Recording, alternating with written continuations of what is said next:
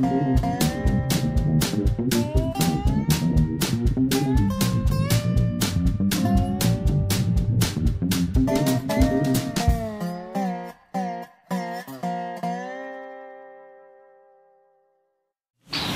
is Dave Monk, your Prairie Monk, WAFT Champaign, 90.1 on your FM dial. And Dave on the board. Today is Sunday, January 20th, the day before Martin Luther King Day, and you're tuned to WEFT. This is the Prairie Monk Show, WEFT's weekly look at rails, trails, what you could call greenways. They're kind of white greenways at the moment, but they'll be green eventually, and lots of conservation and environmental type stuff. Okay, this week I wanted to say something about the Illinois Nature Preserves Commission. I've mentioned this before, but not in as much detail as I hope to deal with now. They're instrumental in trying to preserve our natural areas. And so we have a Department of Natural Resources, DNR, IDNR if you put the I in front of it, and that organization is a department within the state, and it controls natural areas, but it also controls natural resources like minerals, and they're in charge of the state-owned natural areas, parks and the like, and they're responsible for the rules that go with it and for maintaining and seeing that the rules are obeyed. It gets a modest amount of money to do that, but it also gets license fees from fishermen and hunters that contribute to the cause. Within that framework, the Department of Natural Resources has created a Illinois Nature Preserves Commission, and its task is to have a government-appointed board of about 9 people who usually fairly substantially au fait or knowledgeable of natural areas in the state, and they have to adjudicate on their employees. Their employees are probably about 30 in number, and they are in several regions within the state, and they are responsible for finding and caring about natural areas and giving them some designation, which is a legal way of preserving them.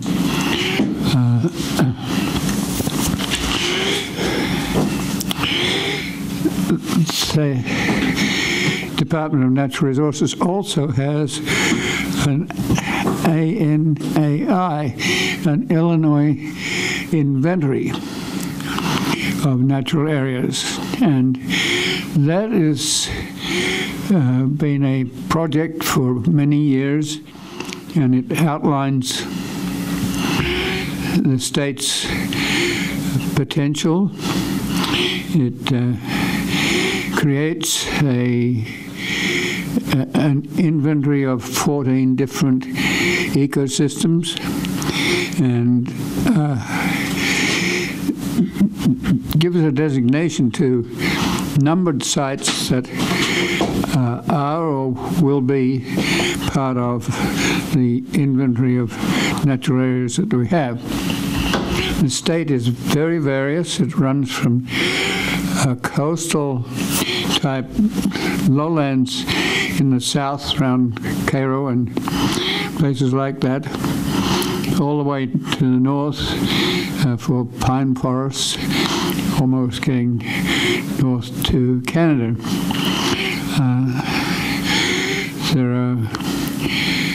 areas where the glaciation has been very productive, and there are areas where the glaciation has not been so productive. So the area south of Effingham more or less is not as fertile as north of that.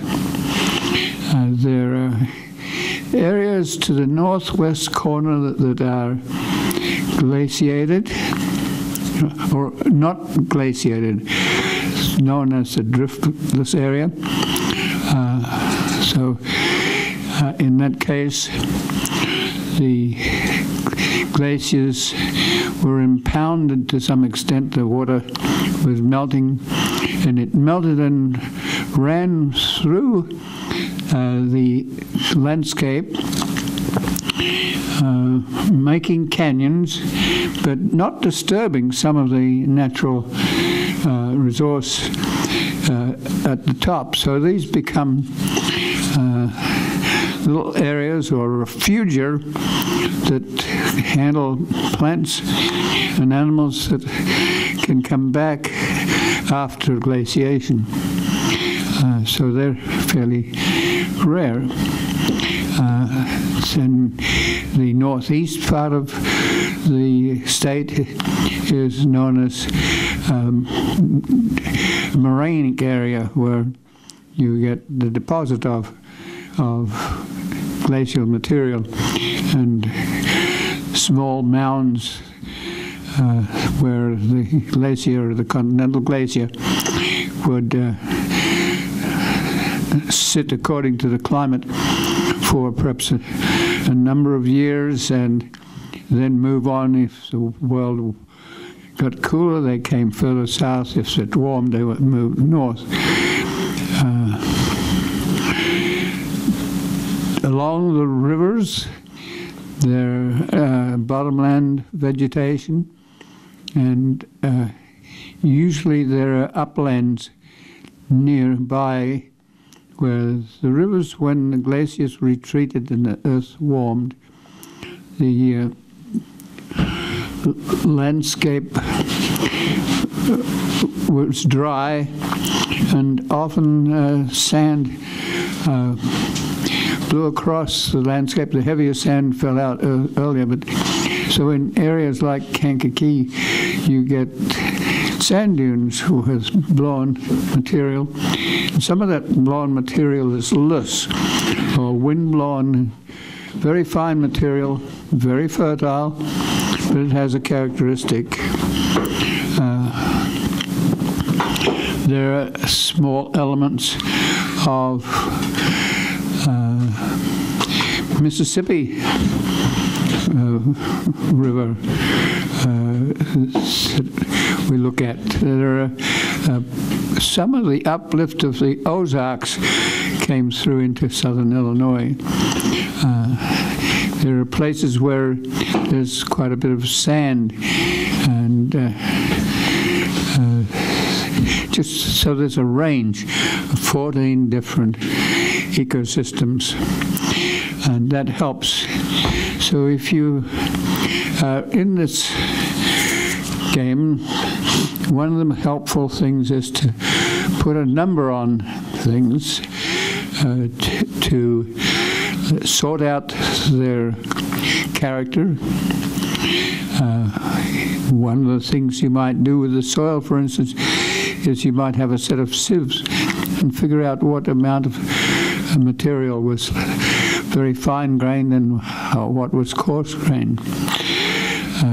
You may have wide open spaces like the prairie area that have very few trees except where there's watercourses and drainage. And so there are people involved, and the people are very dedicated. They look at the overall ecosystems and try to define them. Sometimes they overlap. But from a point of view of the board or the public, it's helpful to know that the site that's being considered for dedication, maybe in a certain ecosystem, and that gives you an idea of what you're talking about, so everyone's on the same wavelength to start with. There are overall projects that, like wildlife preservation, that sort of dictate what natural areas might be targeted early on. And so there's a precedence or a sequence that you look at. Some areas will be more endangered than others. For instance, in the area that surrounds Starved State Park, there's a lot of fracking sand, which is very good sand for use in fracking for energy. And that means it's right adjacent to Starved State Park, so there's some concern there. In urban areas, like in Chicago area, if you come south on 57, you'll notice that there are natural areas that are sort of swampy, and they are preserved because they're swampy, but they are interesting places to preserve where there is a problem for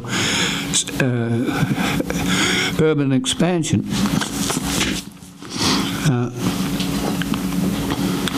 So the Illinois Nature Preserves Commission has a meeting on the 29th. It's a Tuesday. It's in Springfield. It isn't always in Springfield. They oscillate it around the state. And that means that people know well in advance where the meeting will be. Sometimes it's out in the middle of nowhere, so you have to register for a meal. But it's a full day. Starts at 10 o'clock, but there's a lot of items to consider. There's some functional details, so I have the agenda. I'd like to run through the agenda with you, and realize that some of this sort of organization is innovative and has been picked up by other states and other countries. So you're looking at a process which is very helpful in designating and preserving natural areas. And we've said something about the people, but each presentation for dedication has to come from people who are dedicated to defining the site they're presenting and giving some details about it. And I'd like to move through that set of items and give you a chance to figure some of the nomenclature and details that you might miss otherwise. This meeting happens to be in Springfield, which is close to us, so it usually has more people at it than if you're out in southern Illinois or northern Illinois.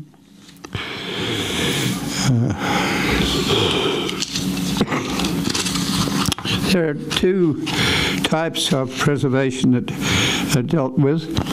Some are reservations where the owners, often people who are conservation-minded people, have a site that is purposefully preserved privately, but the people want it to be preserved publicly, and perhaps eventually might be picked up by the state as a dedicated natural area that the state will own. This is a mechanism where not only private individuals but public bodies get involved. And we'll talk about one of those, which is in the Chicago area, and the Chicago Forest Preserve is involved. So not only individuals, but organizations. I'll start with item 8 because there's a bunch of regular meeting details that go through to then. And it's in Adams County, which is way up north. It's 20 acres of land in the Western Forest Division.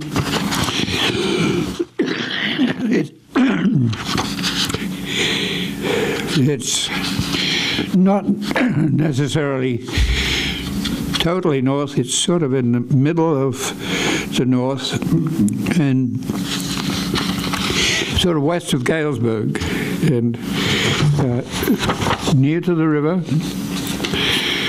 2 endangered species.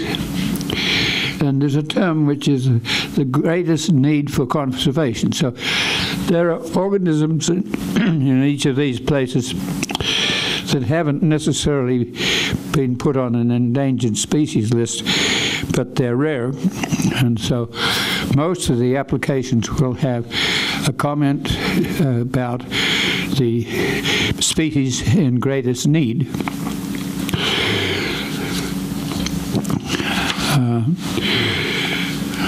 Item 9 is Joe Davies County. Joe Davies County is way up in the north, and it's in that area of the driftless area, which is basically in Wisconsin, but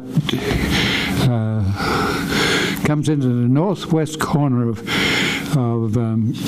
Illinois. It's higher than most of Illinois. The glaciers created canyons, Apple River Canyon, and left mesas.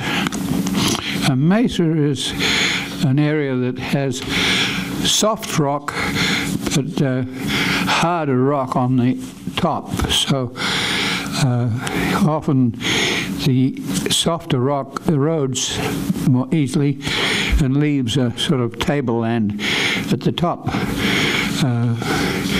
I've been to some of these mesa-like sites, and they get to be forested because we have been preventing fire, and so the forests creep up onto the top. But they are not as native as the prairie that was there. And when you remove the forest, the prairie plants come out in a natural manner. So there's dolomite on the top of this softer material, and the canyons go through. And the canyons provide shade and light differences. And there are creeks that run in many different directions. But eventually they go into the Mississippi and Illinois rivers. So defining that area is interesting.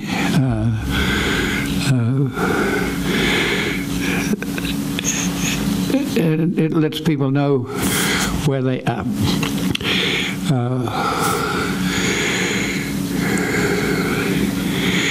There are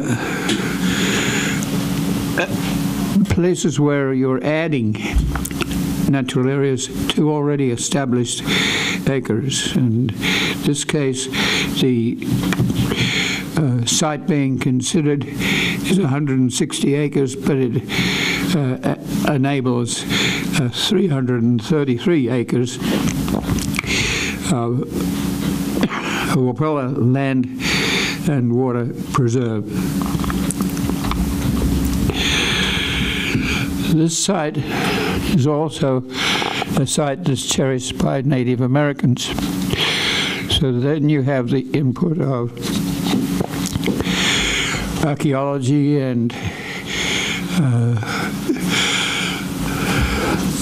the context of Native involvement, and that contributes to the preservation. Then we go to the Kankakee fens and savanna land. Kankakee, we pass it all the time when we travel between here and Chicago. And it's interesting because it's largely sand dunes. These sand dunes were created when the glaciers dried up, and blue sand loose across the country. And this is dry, and the ecology of the area that you encounter when you come south of Kankakee is very different, and so that defines that area.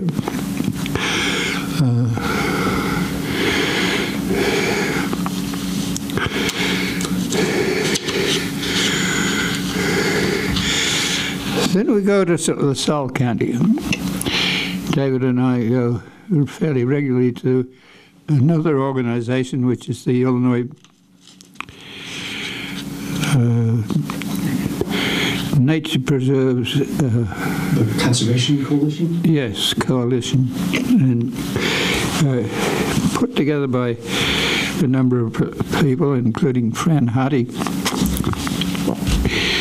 Over the years, it's probably about 10 years old, but we go there.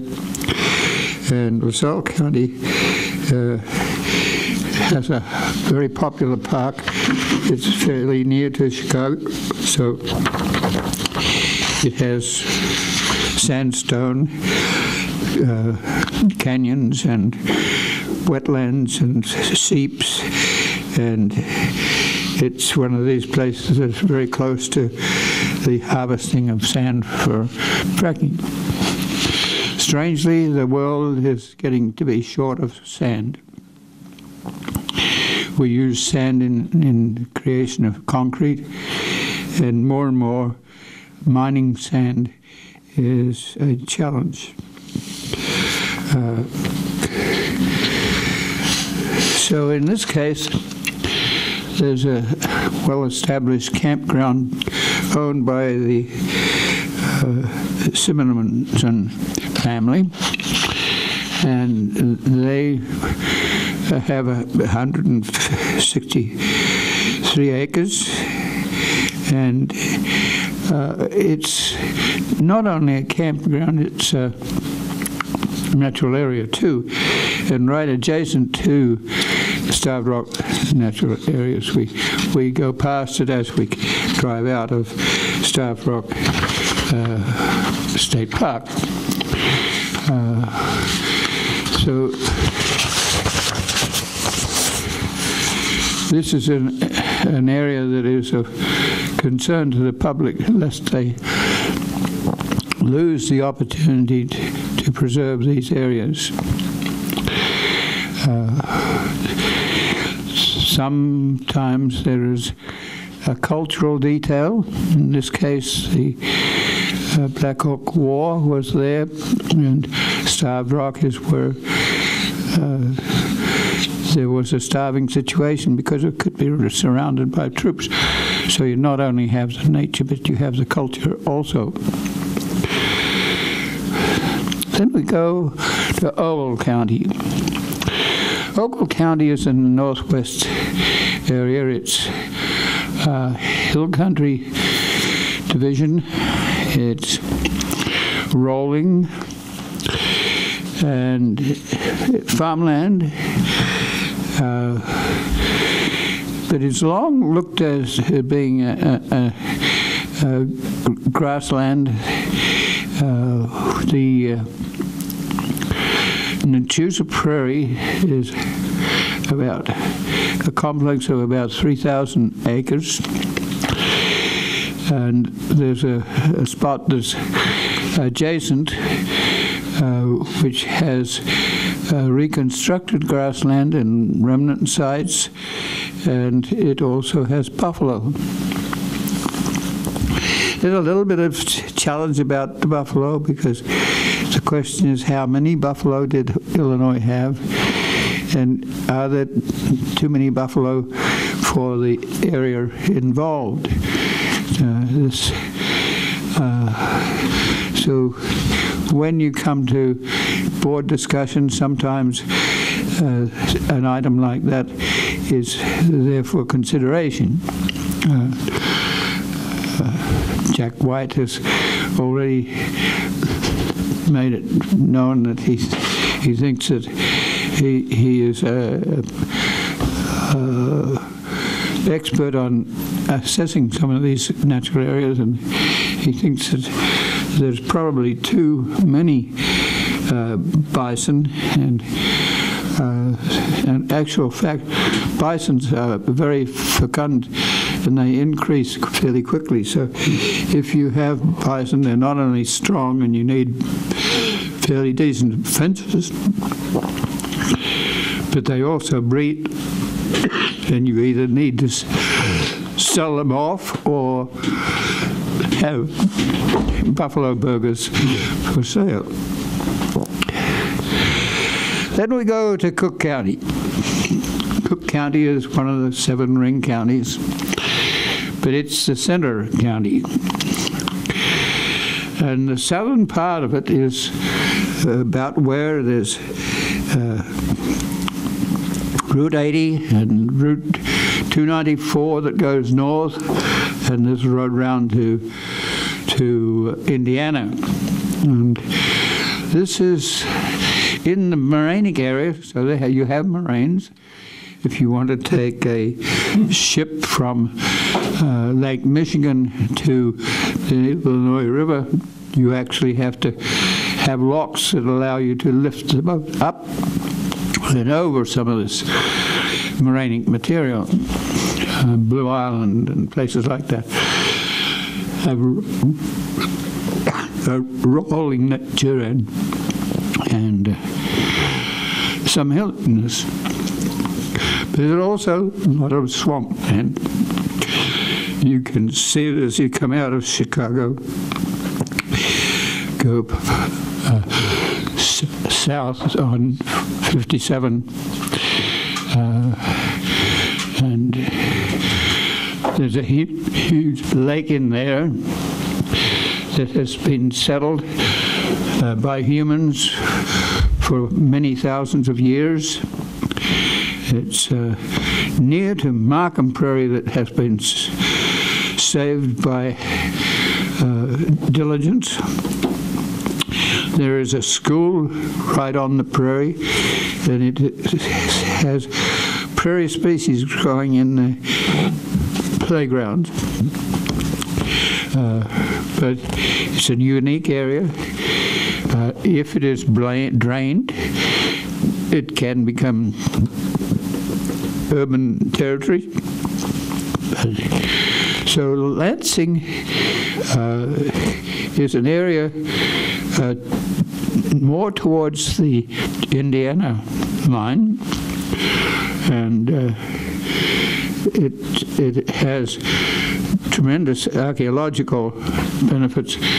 Not only have people lived there since BC, but they have left remains, burial grounds, artifacts, and that archaeologists are interested in.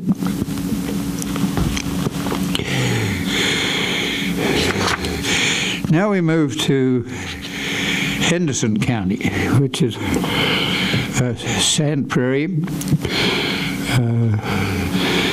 on the Mississippi, and it's west of Galesburg. It meets up with various programs and meets with various preservation groups that are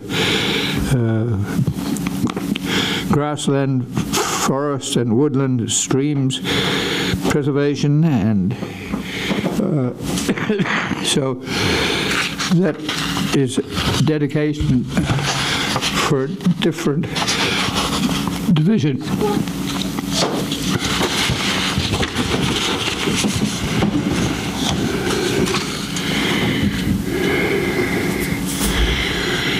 This site is probably about two miles from the river, but probably on land that is on the east side of the Mississippi.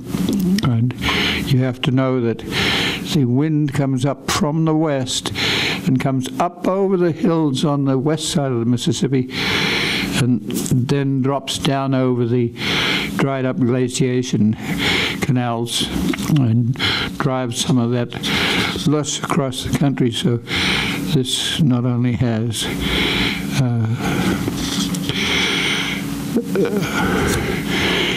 a burning regime, which is different. If you're on the west side of the Mississippi, burns would go up and over that hill and then not go across the Mississippi as much.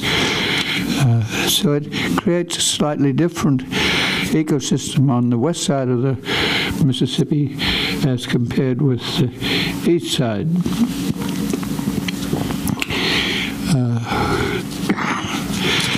Now we go to Livingston County.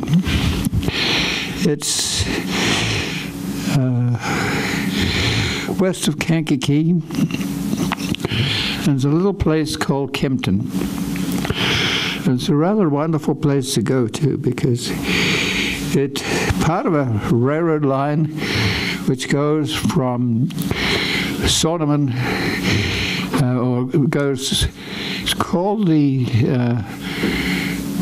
I'm trying to think of the name of it, but it's a line that runs through from Gibson City north to through Campus, through to Colum and Kempton, and through to Herscher, and then from Herscher into Kankakee.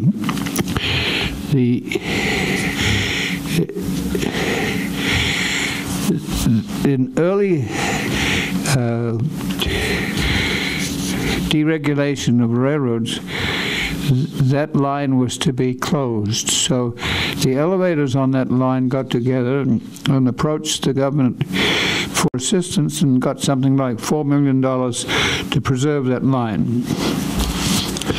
It actually ends at Kempton. East of there are mines for gravel and mostly limestone, which still is activated by railroads that come out and deliver to Champaign. So if you go out on Springfield, you'll encounter trains delivering gravel that come from that general region. The little site that is a half an acre is just south of Kempton, and it has been not occupied because the railroad line went through at an angle and the half acre could not be cultivated with a team of horses. These days it probably could be sown to corn and soybeans with the aid of John Deere's tractors or big equipment.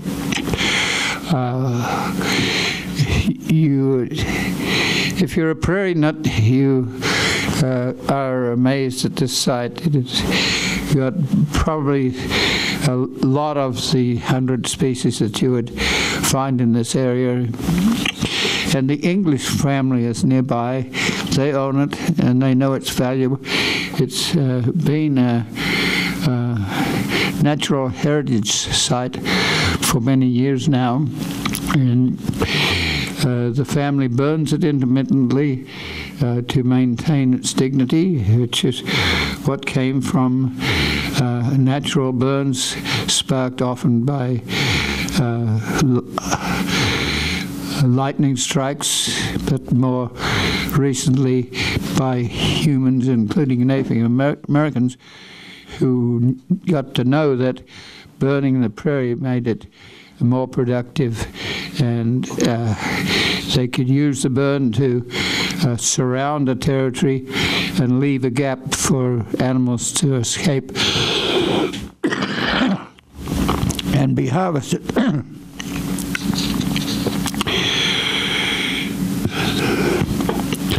So I encourage people, if they're going up 47, to sometimes take a short trip to the east, to Kempton, to see this rather wonderful little prairie. Last time I was there, just because there's a road on both sides of the triangle, there was a wreck, and the wreck was right in this little prairie. But it will survive because it's deep-rooted and it's native. And it has all the interaction between the microorganisms and the plants, and we're learning about that. This week I had a contact reminding me that there are people who are starting to research how plants communicate with each other, how a set of trees can somehow have nanomicrobiology where there's something that's moving between the roots or between the leaves.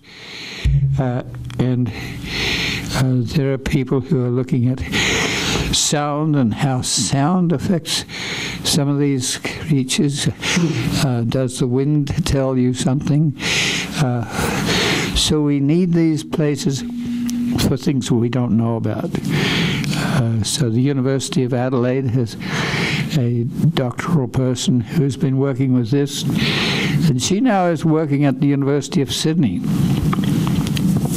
And that's interesting because at the University of Sydney there is a concentration on one of these interactions, which is rhizobacteria, which infect the roots of legumes. And if you breed the microorganisms involved, you can have a legume which sets a lot of nitrogen. When the plant dies, it becomes available to the animals that eat it or to the organic matter that accumulates.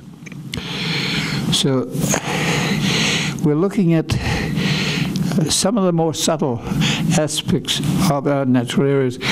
We hope that we can do that before we lose them.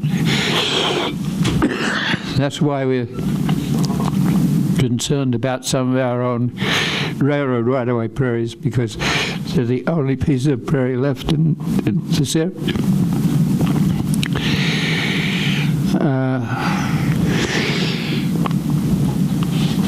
Now let's go to McHenry County. McHenry County is way up north. It's west of Lake County. I think it runs into Wisconsin. And David knows this area some, and Bill Saylor knows it too, because he grew up there. And Mundelein is the center of some of this activity. Mundelein is actually in Lake County. So if you come south from Wisconsin along the lake, you hit Lake County. If you go west of Lake County and come south from Wisconsin, you hit McHenry County. Yes. And it's been a very difficult area to preserve in because there's been a lot of development there. David's father actually was there and then all of a sudden had a road. And you might say something about Yes, I was. Dave and I were talking before the show, and he said something about how McKinley County, like much of Illinois, like much of America, like much of the world, the views and opinions expressed are being. It's not so rural anymore. And I mentioned that my father specifically retired to a home in the country in McHenry County that had a nice, quiet little road out in front and not very many people around him. But within a decade, McHenry County had decided, you know what, we want to facilitate people getting across from that end of this of the county over to this end, and so they put a nice big road right in my father's neighborhood, and so it was not so quiet anymore after that. Yes, I remember going to a meeting where people were desperate to save some trees on a little old road because the township supervisor felt that they were shading the road and it hurt the road, but these were trees that had character, and the people had bought their buildings in that location because of the natural area. So there's this battle back and forth, and so McHenry County is a range of sedge meadows, and they put they start to grade certain aspects. So you have a grade graminoid fen. Fen is where you have a little seep. It can be acidic if it has an acidic base, but if it's on limestone, it might be an alkali seep, and the vegetation around it will be very different. So the various aspects of what you're preserving, given a designation of A grade, B grade, C grade, and that immediately lets the board know that something about this site.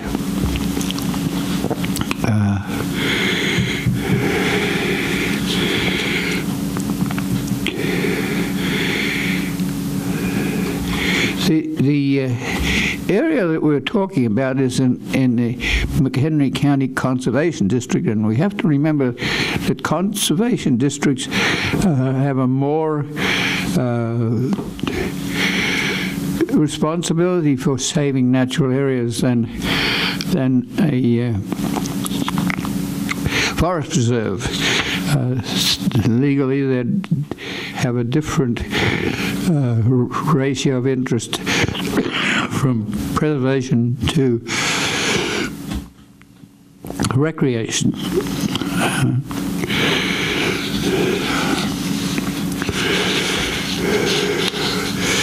Then we go south to Monroe County. Monroe County is just south of St. Louis, and it's on that area that's where you have an ecosystem that runs up the rivers, up the Mississippi, up the Missouri, up the Illinois, but south of St. Louis, there is a little bit of an uplift where the Ozark Mountains were, so you have a slightly different situation, and so you also have some limestone. In some places you might have more sand, sometimes slate or shales, but the Ozark Division makes for high hills. It makes for loess on top of those hills, so you have hill prairies, and some of these places are not big. It might only be 8 acres, and then there's also karst. If you have a lot of limestone, then the creeks and rivers that run past it drop into the ground and form caves. So you have a karst topography. So some of this area is karst, and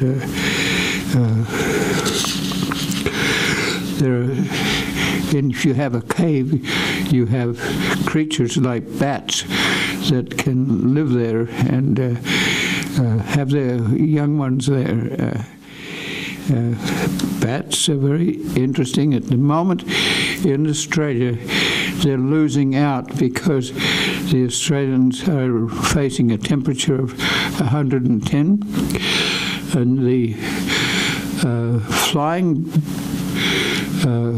bat that has a wingspan of about 3 feet and will gobble up all your fruit, but from a preservation point of view, they tend to rest in trees, perhaps 1,000 at a time, and they're not protected by caves like other bats are, and at the moment they're dying like flies because they are not used to a temperature, a long temperature of over 100 degrees, and sometimes up to 110 degrees. That has connotations for our interest in climate warming. So you're watching one species losing out to long-term drought and high temperatures.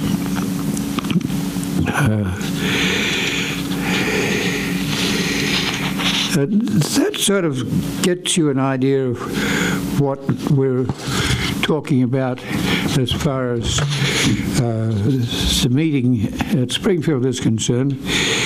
Even if you were just to go to listen, their slides will be projected. There's a presentation by each person that's in charge of a region, and they usually have people who are reserving their natural area that are there, if they're wanting to dedicate it for future generations, and there's a thank you, and those people are given credit for what they're doing. There's usually some advisors that are there from places like the Natural History Survey, where the expertise, and especially if it's a particular endangered species at that location. I need to refer to a book by Mike Jebbers and Susan Post. This is Exploring Illinois, and it's a field guide to Prairie State.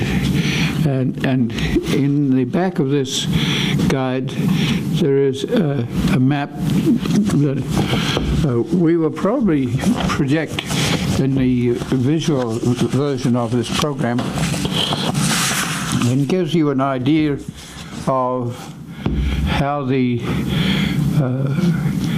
14 regions of the state are presented. Then this book, Exploring Nature in Illinois, runs through a lot of these sites and gives you an idea of how you can get to them. Some of them are in remote places, but it gives you an idea of the heritage that you're dealing with.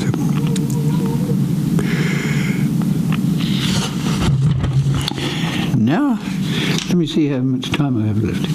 Oh, we have a few minutes left, but I want to say that this is also a place where you have an opportunity to speak. So there's a public presentation, and only 3 minutes, but it allows you to say something about your particular concern.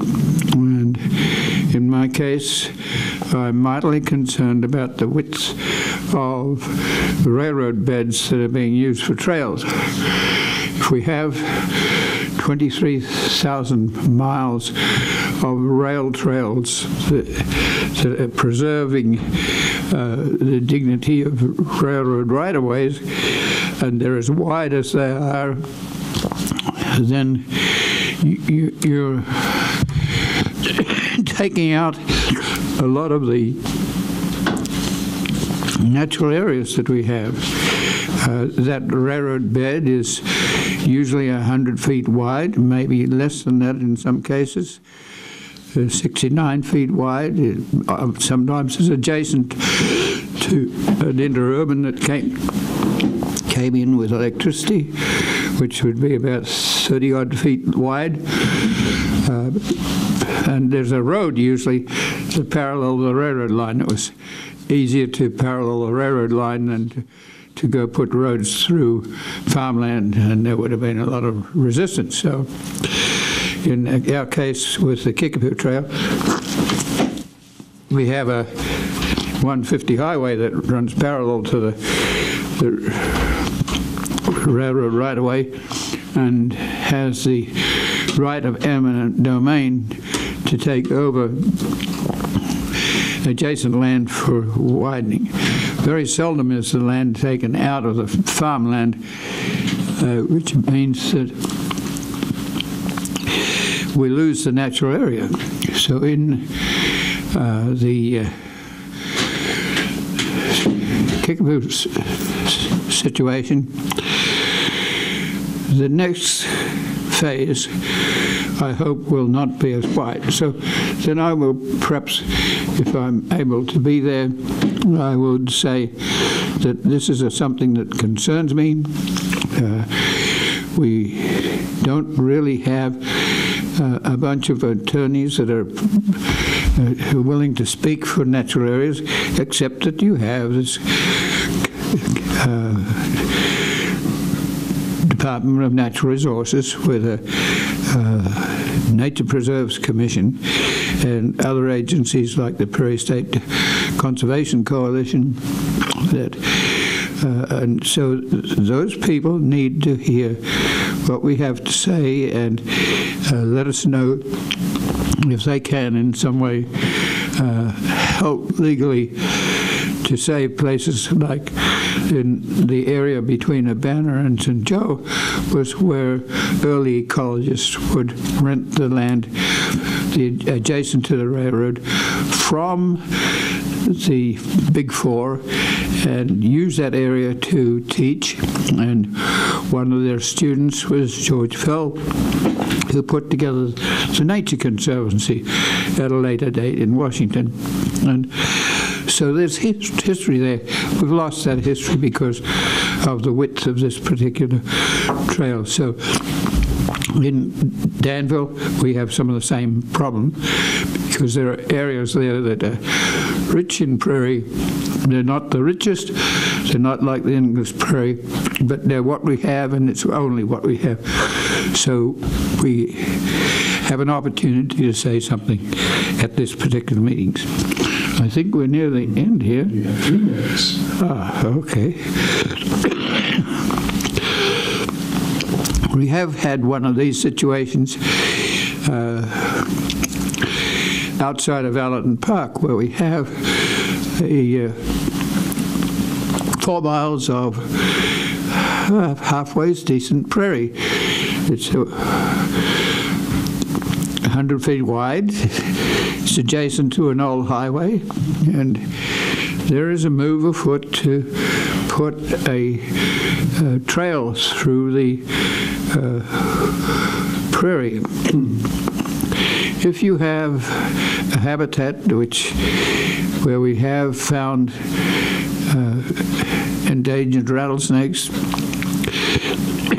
then that habitat needs its privacy. So if you put a trail through the area, that's very helpful because people who don't know their heritage can encounter it. It means that it has to be mown, and plants like the silphiums that are tall, dock and compass plant and the like will fall over the trail, and then there will be an attempt to mow the area adjacent to the trail, and then it will get wider. And so even though I would like to see a trail that would be an educational device, I am aware that usually recreation trumps preservation and education. So I'm rather reluctant to see a trail in that situation, even though we have bridges there, trestles that would facilitate it, and you have a ballast in where the train used to run. This is an abandoned railroad bed, and it would be nice to put bicycles on that bed. But even after 30 years that we've owned the bed, the plants have sorted themselves out, and the ones that like to be a little higher and drier are actually on the bed. So, and the university, which owns Allerton Park, has already put in a mile by 66 feet of land adjacent to the railroad bed, with the view of it being a habitat for eastern Massasauga rattlers. That frightens people because they're not sure about rattlers, and in spring they find their way onto the stoops of houses because the back stoop is more warm than the environment. We have to look at waterways. So that sort of argument you would present to the Illinois Nature Preserves Commission and hope that perhaps one day that area will be dedicated as a natural area. This is Dave Monk, the Prairie Monk, WEFT Champaign, 90.1 on the FM dial. And Dave on the board. As always, the views and opinions expressed here are solely those of the speakers and no one else.